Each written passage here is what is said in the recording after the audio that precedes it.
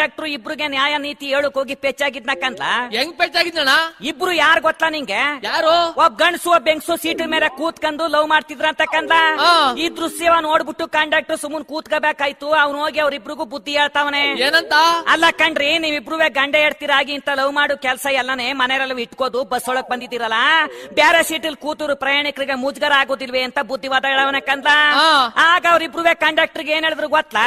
ಏನ್ ಹೇಳಿದ್ರು? ಸ್ವಾಮಿ, ನಮ್ಗುವೆ ಮನೇಲೆ ಲವ್ ಮಾಡ್ಬೇಕು ಅಂತ ಆಸೆ ಆಗದೆ ಸ್ವಾಮಿ, ಆದ್ರೆ ಏನ್ ಮಾಡ್ಮ ಅವ್ರಿಬ್ರು ಬಹಳ ತೊಂದ್ರೆ ಕೊಡ್ತಾರ ಸ್ವಾಮಿ ನಮ್ಗೆ ಅಂತ ಹೇಳ್ಕೊಂಡಾರ ಕಂದ. ಆಗ ಕಂಡಕ್ಟರ್, ಹೌದಾ ನಿಮ್ಗ್ ತೊಂದ್ರೆ ಕೊಡ್ತಾ ಇದ್ದಾರ? ಯಾರೇ ಲೋಪರ್ಗಳು ನಿಮ್ಗೆ ತೊಂದ್ರೆ ಕೊಡೋರು ಅಂತ ಕೇಳವನಕಂದ ಕಂಡಕ್ಟ್ರು. ಆಗ ಅವ್ರು ಅದ್ಯೇ ಸ್ವಾಮಿ, ನಮ್ ಮನೇಲಿ ನನ್ನ ಹೆಡ್ತಿ, ಅವಳ ಮನೇಲಿ ಅವಳ ಗಂಡ ಸ್ವಾಮಿ ಅನ್ಬಿಟ್ಟವ್ರೆ. ಏನಾರು ಮಾತಾ ಕೇಳ್ಬಿಟ್ಟು ಕಂಡಕ್ಟ್ರು ಪಿಪಿನೇ ನುಂಕಬಿಟ್ನಂತಕ್ಕಂದ. ಕಾಲ ಕೆಟ್ಟಾಯ್ತು ಕಣ ಅಣ್ಣ. ಚಳಿ ಆಯ್ತಾ ಇದೆ, ಹೋಗಿ ಒಂದ್ 90 ಎಣ್ಣೆನಾರು ಬಿಟ್ಕೊ ಬರ್ತೀನಿ ಕಣ.